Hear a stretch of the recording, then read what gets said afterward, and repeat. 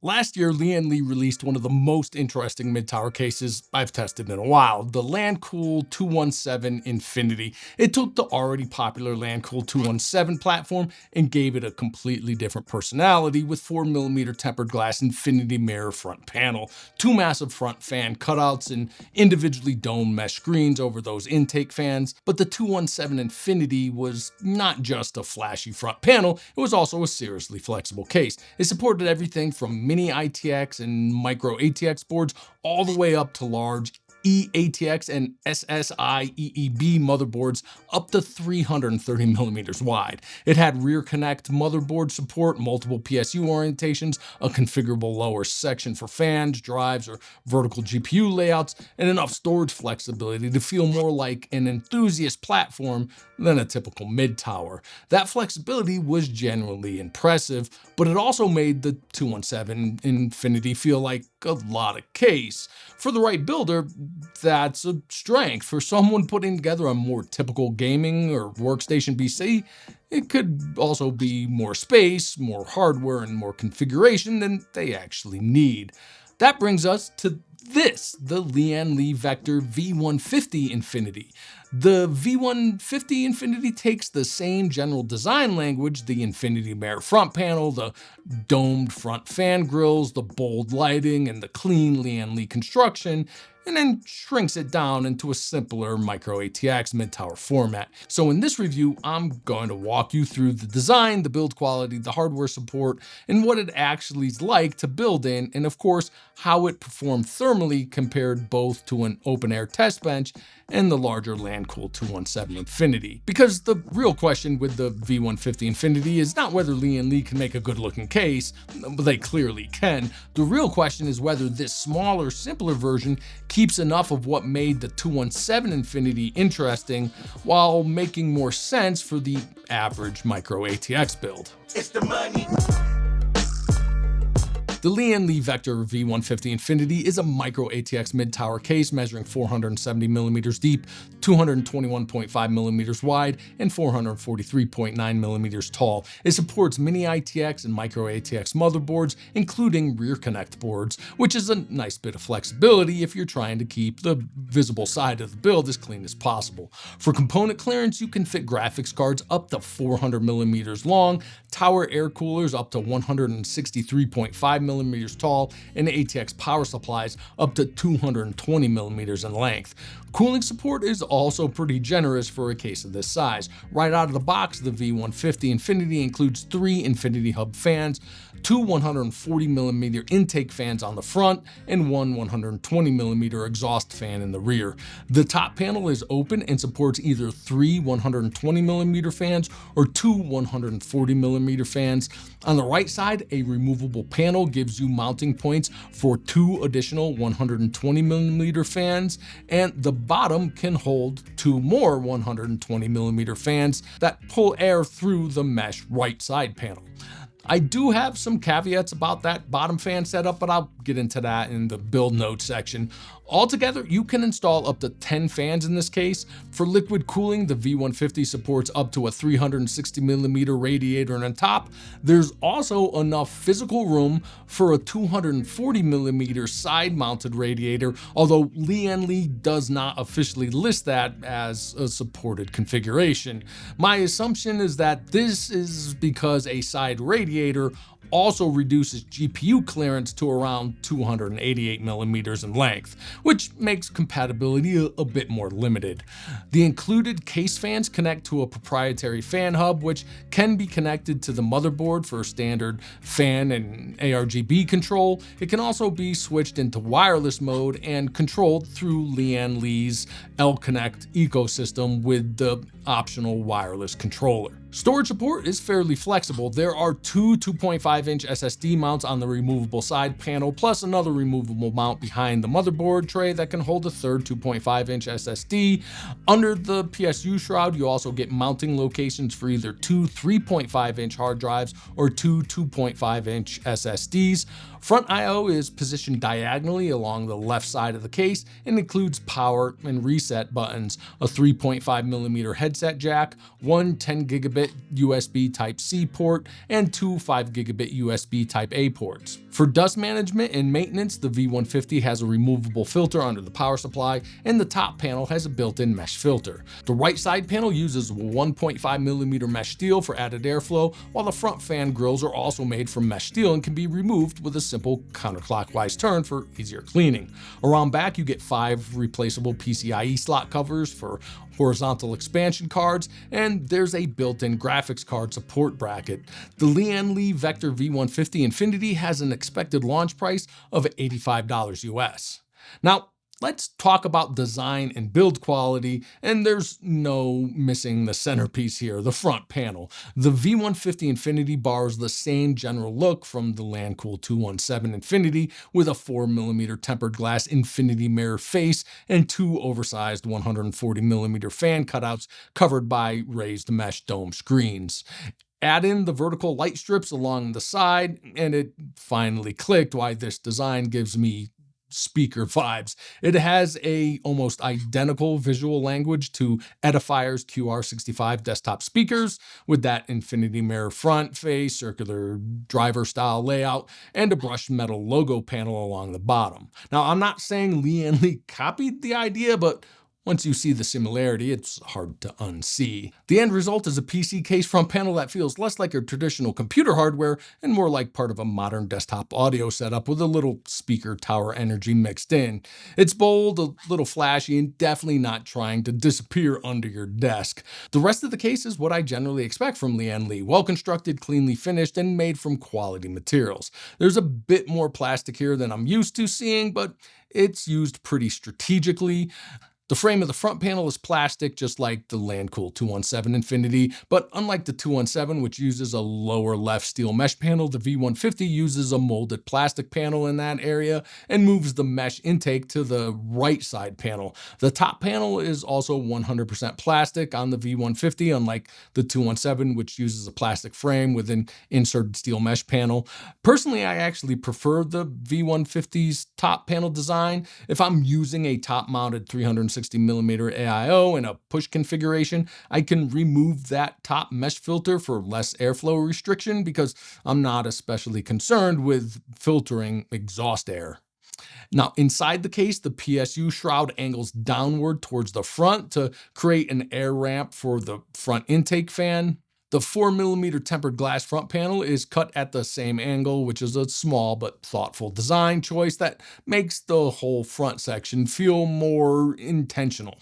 The frame of the case is constructed from 1mm SECC powder-coated steel and feels solid with no obvious signs of sway or flex. The side panels are toolless and secured with ball stud fastener, which hold the panels firmly with no rattling. The left tempered glass panel also includes a captive thumb screw for added security. And in the plastic hardware box, Lian Li includes replacement stud fastener clips in case you break one, which is always appreciated.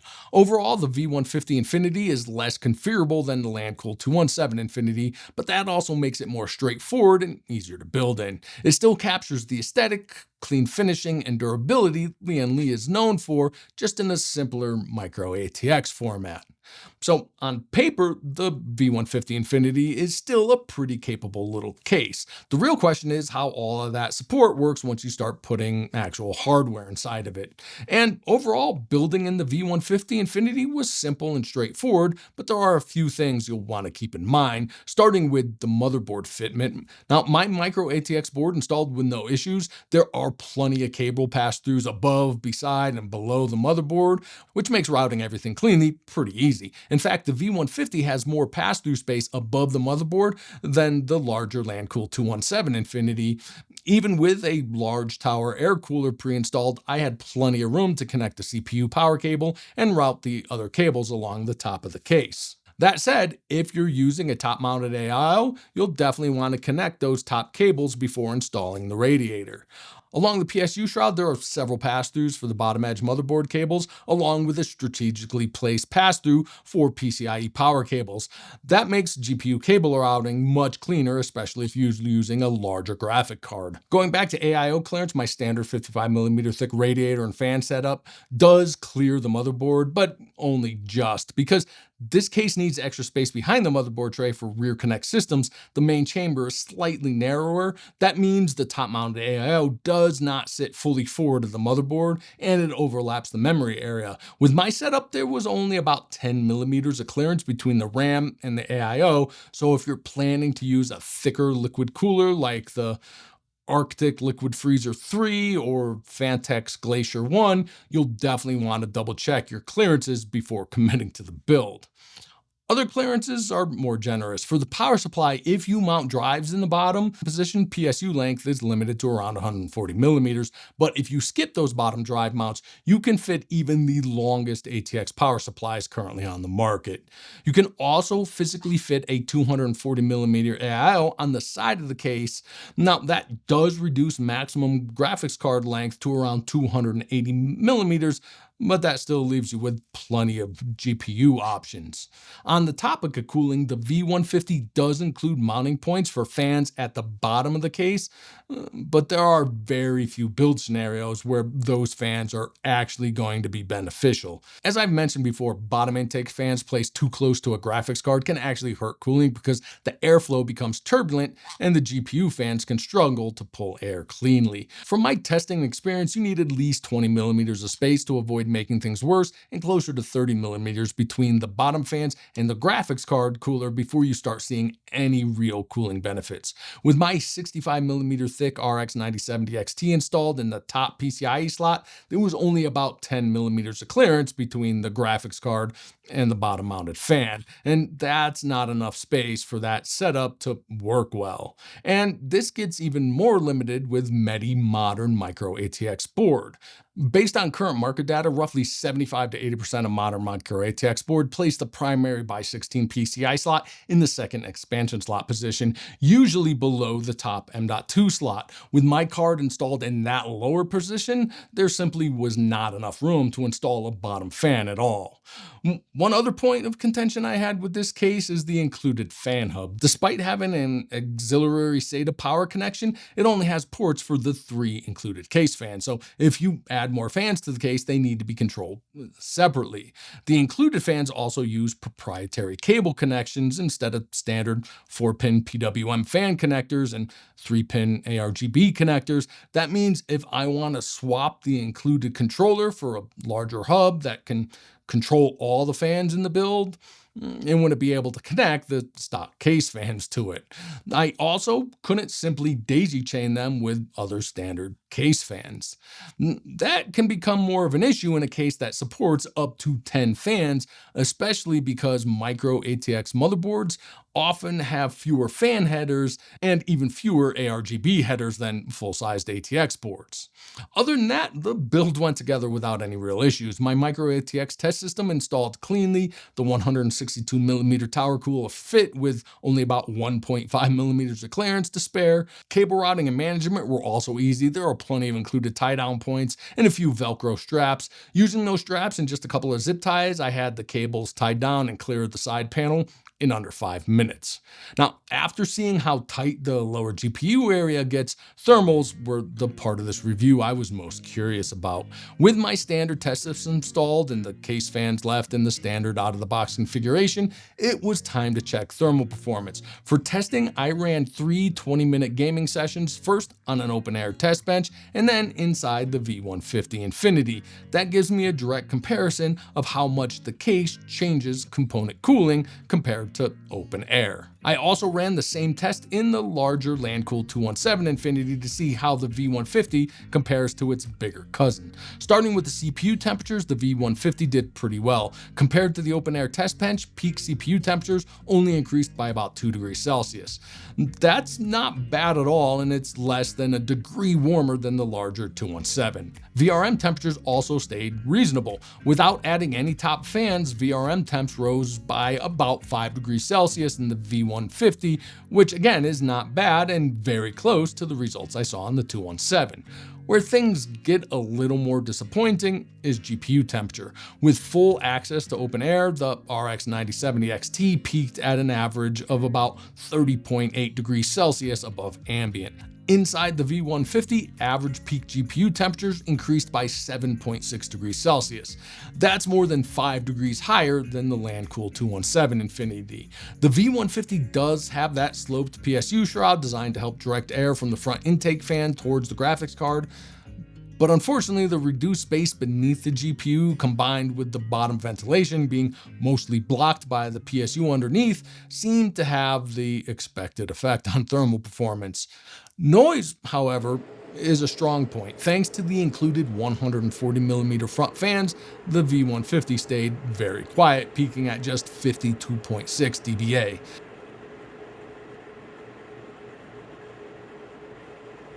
That is a good result for a mid-tower case. That said, larger fans generally have an advantage when it comes to noise, and the Lancool 217 Infinity uses 180mm front fans. In the same test, the 217 Infinity peaked at 47.5 dBA, which makes it about 30% quieter in perceived loudness than the V150.